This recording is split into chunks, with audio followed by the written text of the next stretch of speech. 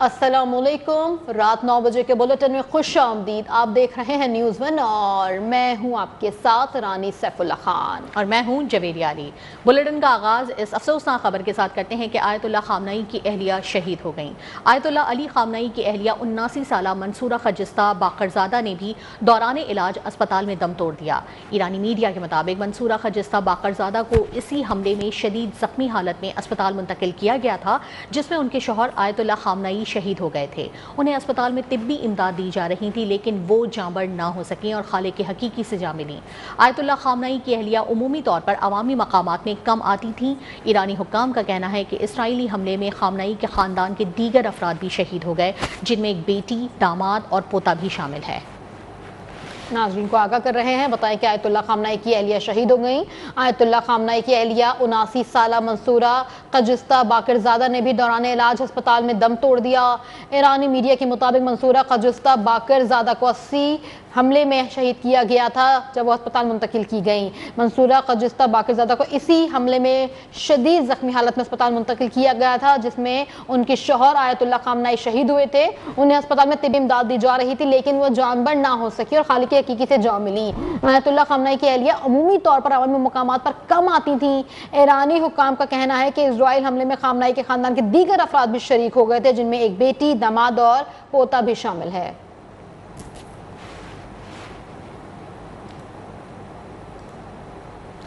ایران پر امریکی اور اسرائیلی حملے جاری ہیں، شہادتوں کی تعداد 555 ہو گئی۔ تہران اور اصفہان سمیت مختلف شہروں میں دھماکے۔ ایرانی ہلال احمر کے مطابق 131 شہروں کو نشانہ بنایا گیا۔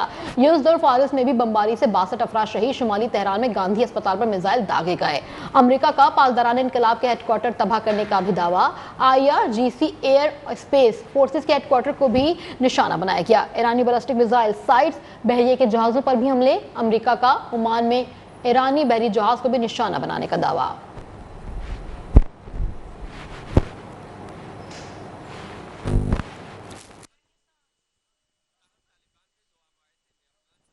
امریکی وزیر دفاع پیٹ ہیگس نے کہا ہے کہ ہمارا مشن ایران کے میزائل پروگرام اور نیوی کو تباہ کرنا ہے۔ غیر ملکی میڈیا سے گفتگو کرتے ہوئے پیٹ ہیگس کا کہنا تھا کہ یہ کوئی ایک رات کا آپریشن نہیں ہے۔ 2 روز قبل صدر ٹرمپ کے حکم پر آپریشن شروع کیا۔ ایران نے 47 سال سے امریکہ کے خلاف یک طرفہ اعلان جنگ کر رکھا تھا۔ انہوں نے کہا بیروت، عراق اور افغانستان میں امریکی اہلکاروں پر راکٹ حملے ہوئے۔ آپ امریکیوں کو نشانہ بنائیں گے تو ہم آپ کو ڈھونڈ کر قتل کریں گے۔ یہ عراق جنگ کی طرح نہ ختم ہونے والی جنگ نہیں ہے۔ امریکی وزیر دفاع نے مزید کہا کہ امریکہ فرسٹ پالیسی کے تحت جلد یہ جنگ ختم کرے گا۔ ہمارا مشن ایران کے میزائل پروگرام اور نیوی کو تباہ کرنا ہے۔ ہمارا مقصد ایران کے جوہری ہتھیاروں کا حصول ہے۔ 3 امریکی F-15 طیارے گر کر تباہ ہو گئے۔ امریکی سینٹرل کمانڈ نے کہا ہے کہ کویتی فضائی دفاعی نظام نے غلطی سے امریکی لڑاکا طیارے مار گرائے ہیں۔ امریکی سینٹ کام کے مطابق جنگی طیارے فرینڈلی فائر میں گر کر تباہ ہوئے۔ امریکی سینٹرل کمانڈ نے کہا ہے کہ تینوں طیاروں کے 6 پائلٹ بحفاظت نکلنے میں کامیاب رہے۔ امریکی طیارے آپریشن ایپک فیوری کا حصہ تھے۔ دوسری جانب ایران کے سرکاری میڈیا کا کہنا ہے کہ ملکی حدود کی خلاف ورزی پر ایک امریکی F-15 لڑاکا طیارہ ایرانی فضائی دفاع نے مار گرایا۔ امریکی لڑاکا طیارہ کویت میں گر کر تباہ ہوا۔ امریکہ کے گرنے والے ایک F-15 طیارے کی ویڈیو بھی سوشل میڈیا پر وائرل ہو گئی ہے۔ ایرانی فوج نے دعویٰ کیا ہے کہ ایران کے جوابی حملوں میں اب تک 560 امریکی فوجی ہلاک ہو چکے ہیں۔ ایرانی فوج کے مطابق کویت اور بحرین میں امریکی فوج کے اڈوں پر حملے کیے گئے۔ 3 امریکی اور برطانوی آئل ٹینکرز کو نشانہ بنایا گیا۔ ٹینکرز اب خلیج فارس اور آبنائے ہرمز میں جل رہے ہیں۔ ایرانی میڈیا کے مطابق ایران فورسز نے مشرق وسطیٰ میں موجود امریکی aircraft carrier USS Abraham Lincoln پر بھی بیلسٹک میزائلوں سے حملہ کیا۔ امریکی بحری بیڑے کو 4 میزائلوں سے نشانہ بنایا گیا۔ دوسری جانب امریکی فوج کی سینٹرل کمانڈ کا کہنا ہے کہ ابراہم لنکن ایرانی میزائلوں کا نشانہ نہیں بنا۔ ایرانی میزائل بحری بیڑے کے قریب تک نہیں آ سکے، تاہم سینٹ کام نے 3 امریکی فوجیوں کی ہلاکتوں کی تصدیق کی ہے۔ سینٹ کام کا مزید کہنا تھا کہ 3 امریکی فوجی ہلاک ہوئے ہیں۔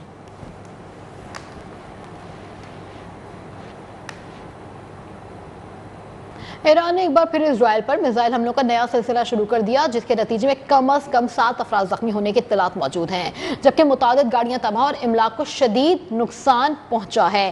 خبروں سے ایجنسی کے مطابق مقبوضہ بیت المقدس میں میزائل گرنے کے بعد آگ بھڑک اٹھی، جس سے علاقے میں خوف و ہراس پھیل گیا۔ اسرائیلی میڈیا کا کہنا ہے کہ مغربی یروشلم پر ہونے والے حملے میں 9 اسرائیلی شہری ہلاک اور متعدد زخمی ہوئے۔ رپورٹس کے مطابق تل ابیب، یروشلم اور مغربی کنارے کے مختلف علاقوں میں بھی میزائل حملے کیے گئے، جس کے باعث سائرن بج اٹھے اور شہریوں کو بنکرز میں منتقل کیا گیا ہے۔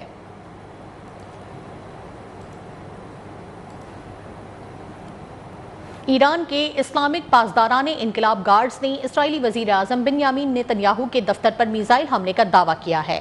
حملے میں نیتن یاہو کے دفتر اور اسرائیلی فضائیہ کے کمانڈر ٹومر بار کی قیام گاہ کو نشانہ بنایا گیا۔ IRGC نے اپنے سرکاری خبر رساں ادارے پر جاری بیان میں کہا کہ یہ سرپرائز حملے مقامی طور پر تیار کردہ خیبر شیکن بیلسٹک میزائلوں کے ذریعے کیے گئے۔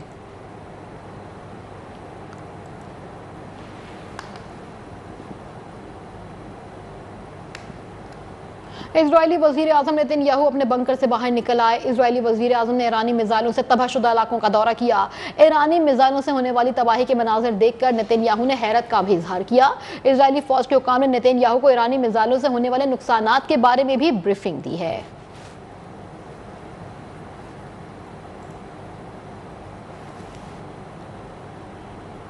کویت میں امریکی سفارت خانے کے قریب دھواں، دوحہ، ابوظہبی اور منامہ میں دھماکوں کی گونج سنی گئی۔ خلیجی ممالک میں کشیدگی کے دوران کویت میں امریکی سفارت خانے کے قریب دھواں اٹھتے دیکھا گیا۔ اسی دوران بحرین کے دارالحکومت منامہ، قطر کے دارالحکومت دوحہ اور متحدہ عرب امارات کے دارالحکومت ابوظہبی میں بھی دھماکوں کی آوازیں سنی گئی ہیں۔ آپ کو بتائیں کہ امریکی نشریاتی ادارے CNN کے مطابق دوحہ اور دبئی میں متعدد زوردار دھماکوں اور جنگی طیاروں کی پروازوں کی آوازیں سنائی دیں۔ عراق کے خود مختار کرد خطے کے دارالحکومت اربیل میں بھی شدید دھماکوں کی اطلاعات ہیں۔ ذرائع کے مطابق عراقی فضائی دفاعی نظام نے اربیل انٹرنیشنل ایئرپورٹ کو نشانہ بنانے کی کوشش کرنے والی میزائلز اور ڈرونز کو روکنے کی کارروائی کی۔ کویت کی سرکاری خبر رساں ایجنسی کے مطابق کویت سٹی کے قریب منا الاحمدی آئل ریفائنری میں ملبہ گرنے سے 2 کارکن معمولی زخمی ہوئے ہیں۔ بحرین کی وزارت داخلہ نے فضائی حملے کے سائرن فعال کرنے اور شہریوں کو محفوظ مقامات پر جانے کی ہدایت کی ہے، جبکہ منامہ کو ملانے والی شیخ خلیفہ بن سلمان پل عارضی طور پر بند کر دیا گیا ہے۔ خطے میں جاری حملوں اور جوابی کارروائیوں کے باعث خلیجی ممالک میں ہائی الرٹ نافذ کر دیا گیا ہے اور شہریوں کو محتاط رہنے کی ہدایات بھی جاری کی گئی ہیں۔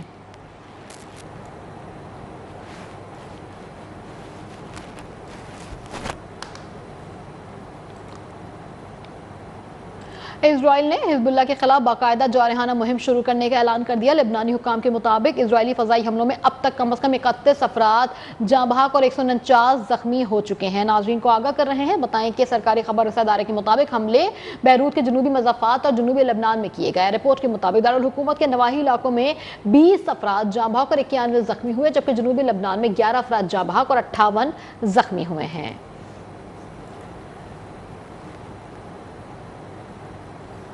ایران پر کیے جانے والے حملوں میں برطانیہ اور امریکہ میں اختلافات سامنے آ گئے۔ ڈیگو گارشیا کے استعمال سے روکنے پر امریکی صدر ڈونلڈ ٹرمپ نے برطانوی وزیر اعظم کو تنقید کا نشانہ بنایا ہے۔ ناظرین کو آگاہ کر رہے ہیں، بتائیں کہ برطانوی اخبار کو انٹرویو دیتے ہوئے امریکی صدر ڈونلڈ ٹرمپ نے کہا ہے کہ برطانیہ نے ڈیگو گارشیا فوجی اڈے کو ایران پر حملوں کے لیے استعمال کرنے سے روک دیا ہے۔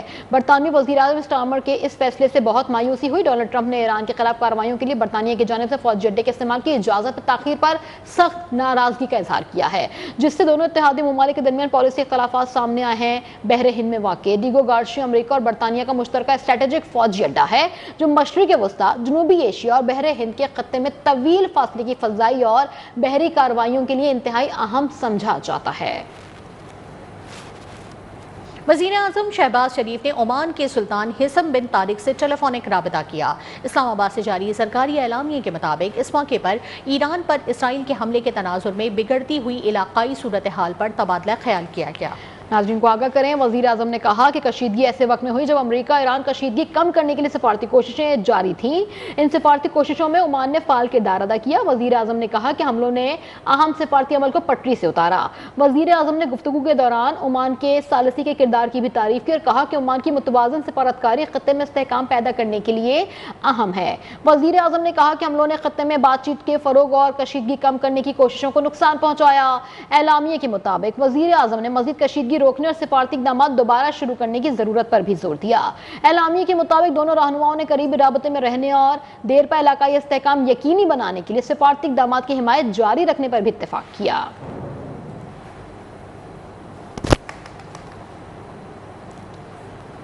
नायब वज़ीर आज़म इसहाक़ डार ने कहा है कि खलीजी मुल्कों पर ईरानी हमला अफसोसनाक है। पाकिस्तान मुज़ाकरात का हामी है। वफाकी दारुल हुकूमत में सुफरा को ईरान और अफगानिस्तान की सूरत हाल पर ब्रीफिंग देते हुए इसहाक़ डार का ये भी कहना था कि पाकिस्तान ईरान की सूरत हाल को करीब से मॉनिटर कर रहा है। हालिया सूरत हाल इंतहाई नाजुक है। पाकिस्तान इलाकाई मुल्कों के साथ राबते में है।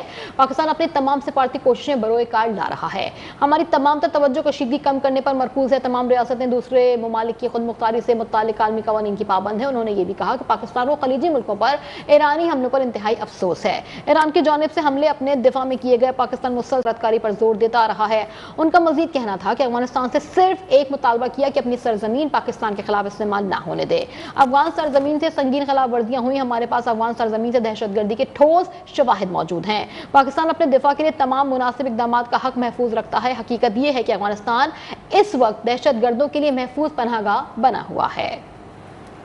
Pakistan is obviously very closely monitoring the evolving situation in Iran, as well as watching and the tensions which are building up in the region, and we have been deeply interconnected with the different countries. I think the whole objective is that this recent escalation is obviously has now significantly heightened tension in a very already fragile and volatile environment. We are doing our full diplomatic efforts and requesting all parties to de-escalate and to refrain from this process. In the emergency meeting of the UN Security Council held under the agenda the situation in the Middle East, held on 28th of February, Pakistan permanent representative at the UN has also reiterated Pakistan's condemnations of the attack in Iran. We acknowledge that the main target of Iran's retaliatory strikes were in self-defense, but Pakistan deeply regrets and condemns these strikes on the brotherly countries including Saudi Arabia, Bahrain, Jordan, Kuwait, Qatar and UAE and Oman. Pakistan ask has been only one from Afghanistan, not a long list of wish list, and that is, please do not allow your soil to be used for terrorism against any neighboring countries, particularly Pakistan. This is the only ask. Right in April, July and August. यहाँ लेंगे एक break. News one के साथ parliament के मुश्तरका इजलास के इख्तिताम पर chairman Pakistan peoples party Bilawal Bhutto Zardari और वज़ीर आला पंजाब मरियम नवाज की मुलाकात हुई है। दोनों रहनुमाओं के दरमियान मुलाकात पार्लियामेंट हाउस की राहदारी में हुई। इस मौके पर दोनों रहनुमाओं ने खुशगवार अंदाज में एक दूसरे का हाल अहवाल दरियाफ्त किया। मुख्तसर मुलाकात के बाद दोनों रहनुमा रवाना हो गए।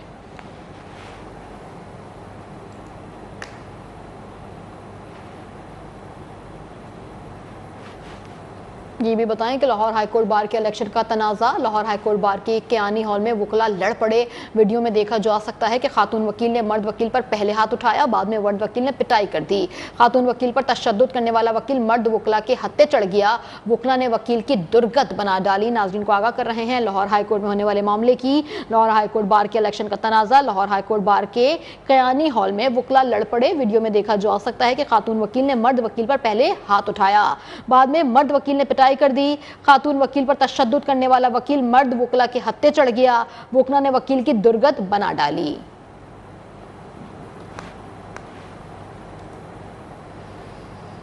بانی پی ٹی آئی کی سابقہ اہلیہ جمائمہ خان پر برطانیہ میں 1000 پاؤنڈ کا جرمانہ عائد کیا گیا ہے۔ میڈیا رپورٹس کے مطابق جمائمہ خان کو تیز رفتاری پر 1000 پاؤنڈ یعنی 3,76,000 سے زائد پاکستانی روپے کا جرمانہ کیا گیا۔